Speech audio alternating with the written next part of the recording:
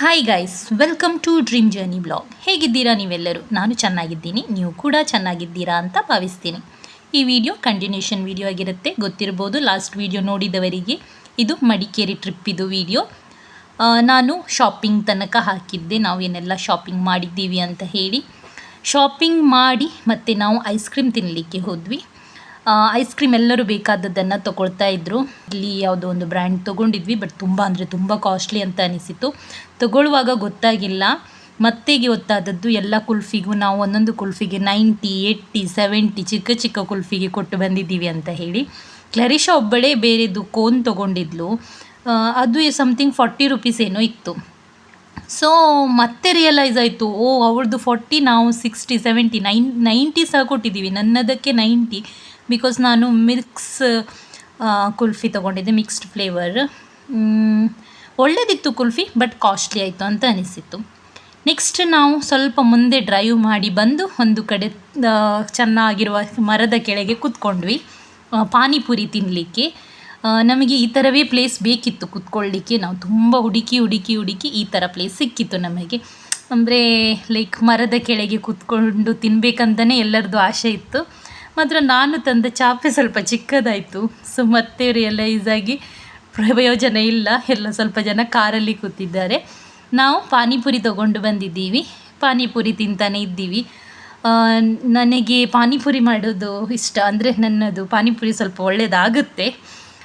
So ಅಲ್ಲಿ ಕಟ್ಟಿ ತಿನ್ಕೊಂಡ್ವಿ. Next ತಿಂದು ಉಂಟಲ್ಲ, ತುಂಬ ಪುರಿ ತೊಗೊಂಡು ಬಂದಿದ್ವಿ.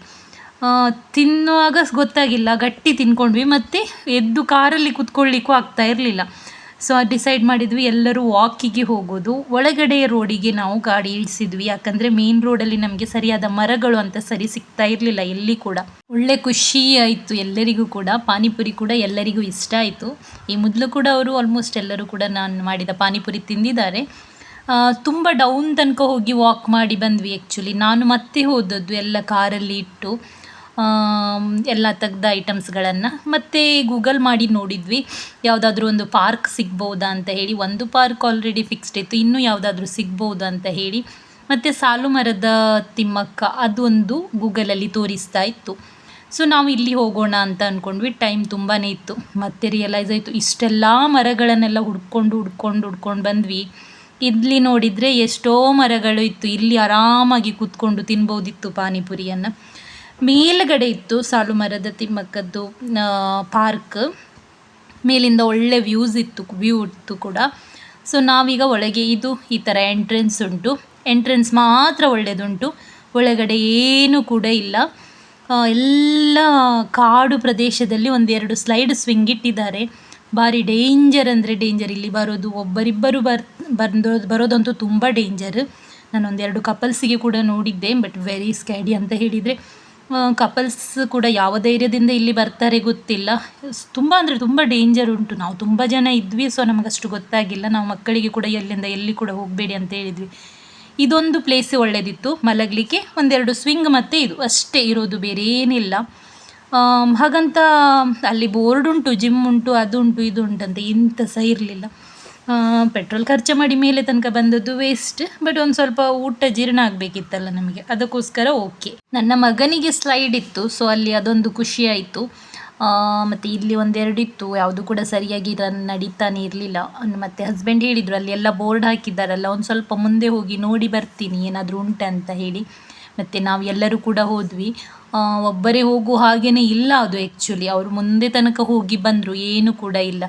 ಎಲ್ಲ ಕಡೆ ಅಂದರೆ ಕಾಡು. ಮೇಂಟೆನೆನ್ಸಿಗೆ ಯಾರೂ ಇಲ್ಲ. ಟಿಕೆಟ್ ಕೌಂಟ್ರ್ ಉಂಟು ಅಲ್ಲಿ, ಟಿಕೆಟ್ ಕೌಂಟ್ರಲ್ಲಲ್ಲಿ ಜನ ಇಲ್ಲ. ಮತ್ತು ಜೋರು ವಾಶ್ರೂಮ್ ಆಗಿ ಬರ್ತಾ ಇತ್ತು. ವಾಶ್ರೂಮ್ ಅಂತ ಬೋರ್ಡ್ ಇತ್ತಲ್ಲ, ಸೊ ಅಲ್ಲಿ ಹೋದ್ವಿ. ವಾಶ್ರೂಮ್ ಕ್ಲೀನ್ ಇಲ್ಲ ಏನೋ ಅಂದ್ಕೊಂಡೆ, ಆದರೂ ಕೂಡ ಹೋದೆ. ಅಲ್ಲಿ ನೋಡಿದರೆ ವಾಶ್ರೂಮಿಗೂ ಕೂಡ ಲಾಕ್ ಹಾಕಿ ಇಟ್ಟಿದ್ದಾರೆ. ಲಾಕ್ ಹಾಕಿದರೆ ಯಾರಿಗೆ ಹೋಗಲಿಕ್ಕೆ ಆಗ್ತದೆ ಗೊತ್ತಿಲ್ಲ. ಸೊ ಪ್ಲ್ಯಾನ್ ಮಾಡ್ತಾ ಇದ್ದವರು ಮಡಿಕೇರಿಗೆ ಗೂಗಲಲ್ಲಿ ತೋರಿಸಿದ್ರು ಕೂಡ ಈ ಪಾರ್ಕಿಗಂತೂ ಹೋಗಬೇಡಿ. ಊಟ ಜೀರ್ಣ ಮಾಡಿಸ್ಲಿಕ್ಕಾದರೆ ಹೋಗ್ಬೋದು, ಒಂದು ಮಕ್ಕಳಿಗೆ ಒಂದು ಸ್ವಲ್ಪ ಒಂದು ಸ್ಲೈಡ್ ಉಂಟು. ಮತ್ತು ನೀವು ಹೋಗುವವರೆಗೂ ಆ ಸ್ಲೈಡಿದು ಗತಿ ಏನೋ ಗೊತ್ತಿಲ್ಲ, ಅಲ್ಲಿ ಯಾರೂ ಇಲ್ಲ ಅಲ್ಲ. ಸೊ ಎಲ್ಲಿ ಬೀಗ, ಎರಡೂ ಕಡೆ ಬೀಗ. ಇದು ನೋಡಿ ಲೇಡೀಸ್ ವಾಶ್ರೂಮ್ ಸೈಡಲ್ಲಿ ತೆಗೆದು ವಿಡಿಯೋ ನಾನು. ಇಷ್ಟು ಕಾಡುಂಟು, ನಾನು ಭಯ ಬಿದ್ದು ವಾಪಸ್ಸೇ ಓಡಿ ಬಂದದ್ದು.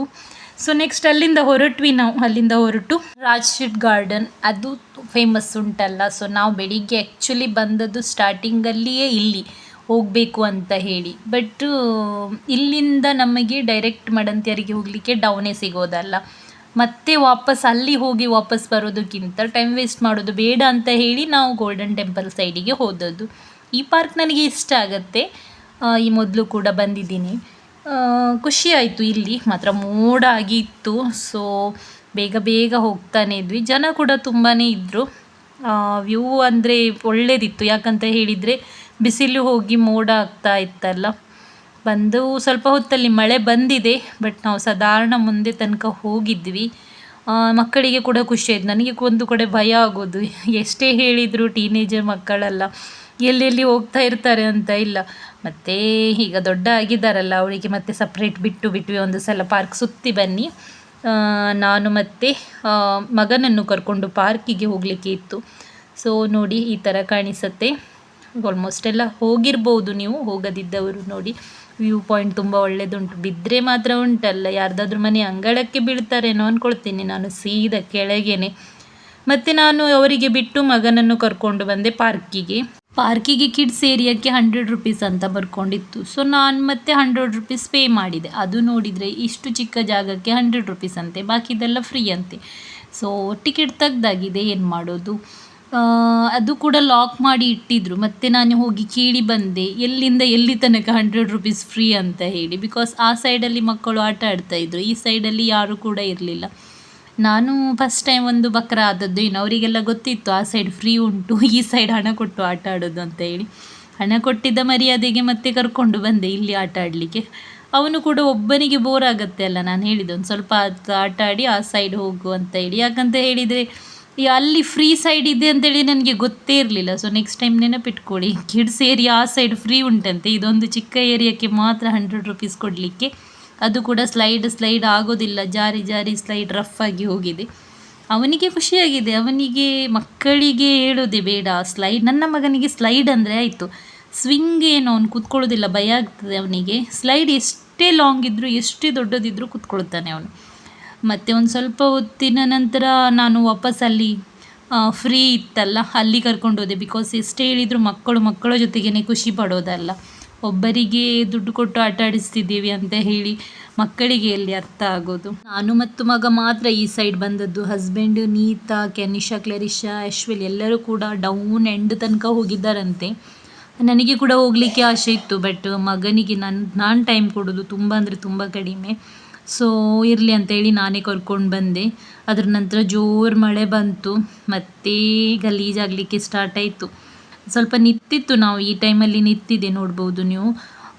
ಬಟ್ ನನಗೇನು ಮಳೆ ಬಂದ ನಂತರ ಮತ್ತೆ ಕಿಚಿ ಆಗಲಿಕ್ಕೆ ಶುರುವಾಗೋದು. ಸೊ ನಾನು ಹೇಳಿದೆ ಬನ್ನಿ ಹೋಗೋಣ, ನನಗೆ ಆಗ್ತಾ ಇಲ್ಲ ಅಂತ ಹೇಳಿ. ಮತ್ತು ಇವರಿಗೆ ಕೂಡ ಕರೆಸಿದೆ, ಅವರು ಎಲ್ಲೋ ನಿಂತಿದ್ರು, ಮಳೆ ಬಂದಿರ್ತಲ್ಲ ಅದಕ್ಕೋಸ್ಕರ. ಸೊ ಈಗ ಹೊರಡ್ತಾ ಇದ್ದೀವಿ. ನೋಡಿ, ಈ ಗಾಡಿ ಒಂದು ಬಿದ್ದಿತ್ತು ನಾವು ಹೋಗುವಾಗ, ಹಂಚಿದ್ದು ಗಾಡಿ ಬಿದ್ದದ್ದು. ನಾವು ಬರುವಾಗ ತೆಗಿತಾನೆ ಇದ್ದರು. ಏನಾಗಿದೆ ಗೊತ್ತಿಲ್ಲ ಡ್ರೈವರಿಗೆಲ್ಲ, ಬಿಕಾಸ್ ತುಂಬ ಡೀಪಲ್ಲಿ ಬಿದ್ದಿದೆ, ಉಲ್ಟವೇ ಬಿದ್ದಿದೆ ಫುಲ್. ಹೋಗುವಾಗ ಬಿದ್ದದಷ್ಟೇ ಅಂತ ಅಂದ್ಕೊಳ್ತೀನಿ ನಾನು, ಜನ ರಾಶಿ ಬಿದ್ದದ್ದು. ಮೇ ಬಿ ಕತ್ತಲೆಯಲ್ಲಿ ಬಿದ್ದಿರ್ಬೋದು. ಬಟ್ ನಾವು ಸ್ವಲ್ಪ ಬೇಗ ಹೋದದಲ್ಲ, 5 ಗಂಟೆಗೆ ಸಾಧಾರಣಕ್ಕೆ, ಆಗ ಜನ ರಾಶಿಯಾಗಿದ್ದರು. ಈಗ ತೆಗಿತಾನೆ ಇದ್ದರು. ನಾವೀಗ ಕೊಲ್ಪೆದ ಬೈಲಿಗೆ ಬಂದು ರೀಚ್ ಆಗಿದ್ದೀವಿ ಮನೆಗೆ. ಮಳೆ ಬಂದಿರೋದ್ರಿಂದ ನಾವು ಸ್ವಲ್ಪ ಬೇಗನೆ ಬಂದ್ವಿ, ಮನೆಗೆ ರೀಚ್ ಆದ್ವಿ. ನಮ್ಮ ಅತ್ತೆ ಕೂಡ ಸರ್ಪ್ರೈಸ್ ಆದರು ಒಂದು ಸಲ, ನೀವು ಹೇಗೆ ಕತ್ತಲೆಯ ಮೊದಲೇ ಮನೆಗೆ ರೀಚ್ ಆಗಿದ್ದೀರಾ ಅಂತ. ಇಲ್ಲಾಂದರೆ ನಮಗೆ ಯಾವತ್ತೂ ಲೇಟೇ. ಸೊ ಗೈಸ್, ಈ ವಿಡಿಯೋ ಇಷ್ಟ ಆದಲ್ಲಿ ನೀವು ಲೈಕ್ ಮಾಡಿ, ಶೇರ್ ಮಾಡಿ, ಕಮೆಂಟ್ ಮಾಡಿ, ಹಾಗೆ ಸಬ್ಸ್ಕ್ರೈಬ್ ಮಾಡಿ. Thank you so much. Bye bye.